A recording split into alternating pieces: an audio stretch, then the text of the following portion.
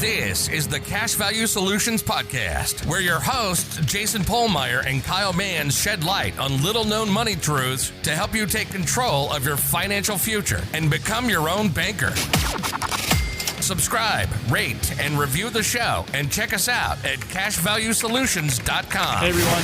Welcome back to the Cash Value Solutions Podcast this week. We got a special topic for everybody, I think. You want to introduce that, Kyle? Yeah, we're going to be talking about using other people's money, or OPM, and how and why it makes sense. Yeah, this isn't going to necessarily focus on the infinite banking concept, but It's related. it's related. It's about banking. We talk to people a lot of times, and it'll come up, I don't like the thought of paying interest, whether it's on a policy loan, whether it's to a traditional bank. People just do not like that idea. Kyle and I want to set this in a different frame for you guys and see why it can make sense in your life. Yeah, we're kind of programmed to think that all interest is bad, but that's not the case. We can, by using the banks, we can then, have access to money that we didn't have access to before in the form of profit, that we wouldn't be able to do that with the amount of cash that we have on hand. Well, yeah, think about how much money that you have access to right now that's yours.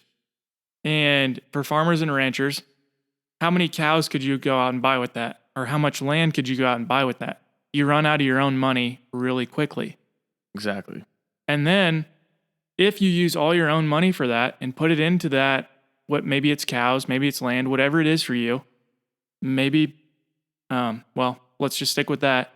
Is that going to produce enough cash flow then for you to live on? Mm-hmm. Because you've put all your money into this. Yeah, likely not. Likely not. And Kyle and I, in a little bit, we have an example, and this is my own personal example of me using other people's money that we're going to share with you guys. But yeah, the pitfall or the downfall to using other people's money in this form of a traditional bank is you're losing control right there. I mean, you're losing control of that loan, how it's paid back, the terms. It's all, to the banker. Where you implement the infinite banking concept using properly structured whole life insurance, that debt is completely controlled and owned in a contract by you. Yeah, it's perfectly collateralized by the life insurance policy. Now,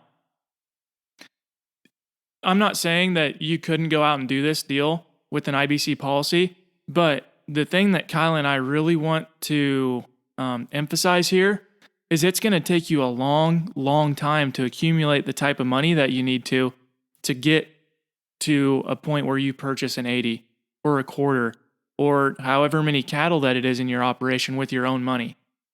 That's the thing that you can use other people's money to help you speed up your timeline. And you shouldn't be afraid to do it, I guess, but you should be educated on how and why it makes sense. Absolutely. Okay, so you talked about some of the pitfalls, Kyle. We lose control.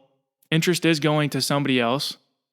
I mean, those are negative things, but if we understand and we're educated in what we're borrowing that money for, like for us, we have backgrounds in farming and ranching. If we're borrowing money for that, it's likely that we're going to be able to put that money to use and earn more with it than what we have to pay to use that money. Exactly, yeah. And it's something that we otherwise couldn't have done because we don't have enough cash to go out and do that by just using money in our own pocket to go out and do it. We need somebody else's money to allow us to do that. We just need to understand what we're giving up and what we're gaining in that scenario. Yeah, and the first step is to realize that just because it's debt doesn't mean it's bad. That's the first step. That's the first step to getting into infinite banking too, is because, you're using policy loans. Debt is not, in the sense, bad. It depends on the type of debt that you have.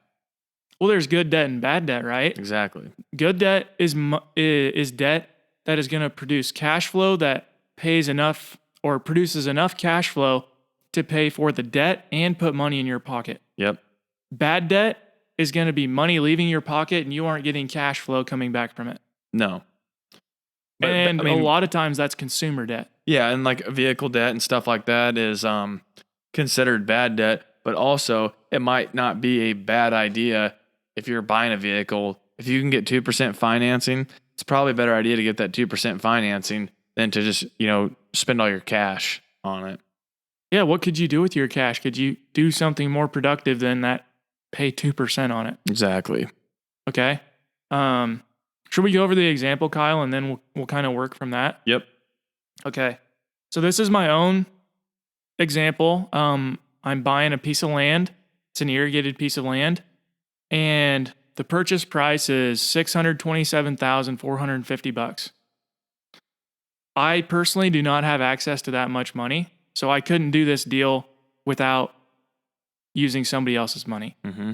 But I do have enough money for the down payment.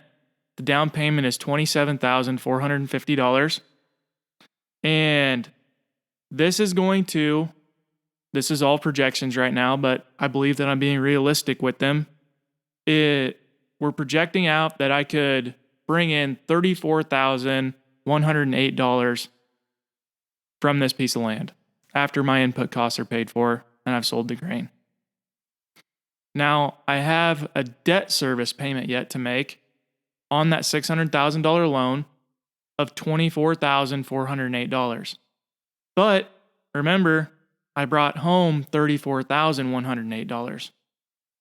So that leaves me with about $9,700 at the end of the year of money that it's cash flow positive. That's money that I can go out and spend, or I can do whatever I want to with it. It's profit. It's profit. Could I pay down the loan if I wanted to with that money? I could. Personally, I don't want to do that, because what if I have a good year the first year and the second year I don't have as good of a year? I'm still obligated to that $24,408 land payment. I'd rather have access to that money, that liquid money, in case of something happens in the future. Exactly. And that positive cash flow that you did not have that last year. The only reason you have that now is because you took out a loan, and now you have the potential to have that. If you wouldn't have taken out the loan, that profit would not be there. Right. Not only am I cash flow positive, that $9,700, but I'm also slowly taking ownership of this land as well. Mm-hmm. Okay, right now the bank owns it, but I'm slowly taking ownership of that along the way as well. Mm-hmm. Land tends to appreciate. Why is that? Because the government inflates the dollar. So I'm going to be using dollars of less value to pay off this loan into the future. Yeah, you can get super technical, and down the road, I mean, you have a 40-year note. 40 years from now, can we expect the dollar to be worth what it is today? Highly doubt it. If it's still around even. Yeah. So then $24,408 might not be very much money at all. Hard to say. But anyways, back to the example, okay? So if this scenario plays out, what I just laid out, I make that $9,700, and I have $27,450 of my own dollars, my down payment in that land on this. That comes out to me getting about a 35.3% rate of return on that use of somebody else's money, because I don't have very much of my own in there. Mm-hmm. Now, if I paid all cash, I'd be looking at somewhere around 5.5%. Now, here's the crazy thing. Kyle and I thought this is what would really open people's eyes up. What if instead of getting the long-term note that I get a 20-year note? All of a sudden, my land payment jumps up to $39,059 instead of $24,408. Now, why might somebody do this 20-year note? Because they don't want to pay all that interest to the bank. They don't want to pay all that interest to the bank. Maybe they got 0.2% lower of an interest rate too. Yeah. Maybe. Okay, but let's focus on this. $39,000. The land only produced $34,108. I don't have enough money to even service the land payment anymore.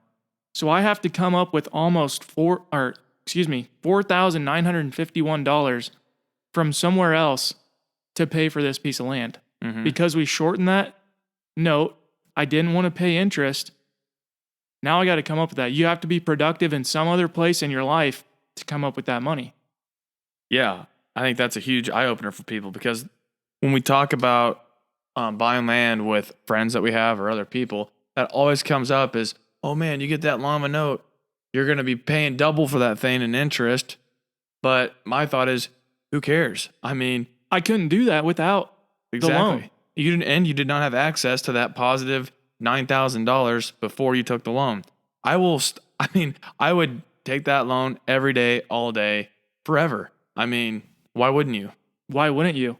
And this is just something where, I'm not going to discredit the fact that it's a good feeling to have a piece of land paid off, but are you going to suffer for 20 years of $5,000 negative cash flow? How many deals can you do that on and be sustainable, Kyle? No, not very many. Not very many. I mean, you're going to have to be productive from somewhere else in your life. Exactly. So you need to think, is it worth it to suffer for 20 years of negative cash flow? I mean, Or would you rather pay more interest and have positive cash flow all along the way? You don't have to send that extra money that you make back into that land payment. You can use that for whatever it is to consume goods and services today. Put it in an IBC policy in case your land doesn't produce as much the next year, you have a bad year. You just have so many more options available to you. Exactly. Perfect place to start an IBC policy with the savings you get. And then with the savings, the profit. Yes, the profit that you get, which then can be turned into that fund where you can eliminate the banks in the future. Or maybe things keep going right on this piece of ground, and then you have a down payment that you're building up for another piece of ground in your IBC policy. Yep. Hard to say, but if things are going well for you on this one, why not expand? Mm-hmm. If this is a profitable business, why not expand and have two profitable businesses, two pieces of land? Exactly. I mean, you cannot grow without doing something like this in a fast pace. I mean, it'll take you forever if you're trying to pay the least amount of interest, the lowest amount of pay cash for term. everything. Exactly. It's going to take you the longest. Is it bad? I mean, I don't know. I'm not going to say it's good or bad. It depends on your situation, what you believe and what you think. It's slow though. I mean, you can't say that it's not slow. I mean, I think this is being aggressive, but maybe 10 years, maybe I could accumulate that much money for this. But who knows if land is going to keep going up in price as well. And then what if you have 10 years of bad prices? You're done. Yeah. You're done farming. I mean, all that money's tied up in that land. All that money is tied up in that land. What are you going to do? You don't have a reserve because you just put it all into this. Does the bank want to loan you money when you need money? No, they don't. No, yeah. They want to lend you money when you don't actually need it. Maybe you get access, you can get an equity loan on that land, but there you're right back at the, paying interest to the bank. So, yeah, you're going to pay more interest. You gave up interest you could have earned by putting that piece of that money in the piece of land as well. Mm-hmm. Can you really get around that? Yeah, you can capitalize a system and use that as collateral, but at some point in time, money is going to be tied up in that land. And if you need to access it, it's going to cost you. Exactly. And in the first place, it's hard to make any land deal work today, no matter what the terms are. If you're lucky enough to qualify for a 40-year note, that's great. But if you're not a beginning farmer, I mean, you're not going to find that. The longest you're going to find is 30. So it's well worth it to, run the numbers and see what's going to help your cash flow the most. And, it may even make sense for you guys if you have money sitting around to look at land and putting down a 20 or 25% down payment. Maybe that brings it to a point where it cash flows. You're not spending all your money on the piece of land. You're still using other people's money to expand, but it brings the payment down to a point where you're still cash flow positive on that piece of ground. And you didn't really need access to all that cash. Yeah, if you don't want to be in the market, that could be a play for you, is, be in land. Absolutely. I wish more people were open to that idea, but it's amazing to me how many people that are farmers think that they need to invest in the market when they can invest in something they already know about and probably crush any type of returns that they're ever going to receive from the market. Well, yeah, once the dirt is paid for and in the family, and if it can be kept in the family, that is extremely valuable. I mean, just one piece of paid up dirt, that's 80 acres. I mean, that is extremely valuable. The cash flow from that can be huge. If this piece of land was paid off, that's more money than a lot of people make. That yearly, what it could put off, more money than what a lot of people make in jobs Off of during a 180. year, off of one piece of ground. Yeah. Now, yeah, there's equipment expense and everything that goes into that. I agree, but wow, Exactly. that's pretty crazy. Yeah, this is a spot where we need to expand our thinking and not get caught up in, what we're preached to every day. Debt is bad. Debt is bad. Pay as quick as you can. I mean, maybe sometimes it works, maybe, but not always. Yeah, listen to those people, understand what is bad about debt, but then open your eyes, okay? Not all debt is the same. Not all debt is used to buy an Xbox or a vehicle or whatever type of consumer debt it is. Some debt can be used to expand your operation, to give you access to things that you don't otherwise have access to. And if you can get into something where you have no money down, that is what you call an infinite return, because you had no money down on the thing at all. So you put no of your own cash into the deal, and you're making a cash flow from that deal. That is an infinite return. You did not have access to that before until you did that this. That sounds like a scam, Kyle. That isn't real, is it? It's real, and that's what the ultra wealthy do. They find ways to get in deals where they are they're using other people's money. Absolutely. I agree with you. It's a huge. Robert Kiyosaki and Ken McElroy talk about it all the time. And if you can find that infinite rate of return, I mean, wow, that's huge. And how might you do that? By becoming an expert in what you do and investing money for other people and stuff, where they're putting up all the money and you're getting paid for that. Yeah. If you're the good farmer and you can find an investor, I mean, boom. You're going to make money. He's going to make money. Yeah. Life is all about networking. It's all about who you know, not how many people you know, what you know, stuff like that. And being open to change and taking action. Absolutely. Massive action. We can sit around, we can watch TV and say, oh, woe is me. I can't do that. How does he do that? Or we can learn about how they are doing it, try to simulate or replicate what they're doing and see if we're successful doing it. And if we are, keep doing it. Exactly. But yeah, I think this is just so valuable because debt is talked about as this thing of you got to get rid of it as fast as you can. For some people in some situations, yes, that is going to make sense. But when it comes to assets and using debt to acquire assets, if you don't have that type of money and that asset can put you cash flow positive, that is something that you should strongly consider or at least learn about so in the future you're ready to take advantage of an opportunity. Exactly. And if you go ahead. And I would just want to say, this comes back to what Nelson talks about all the time, is capital attracts opportunity. You can't see these opportunities that are a year out. I don't know what's going to happen in the next 6 months of my life, Kyle, let alone the next 60 years.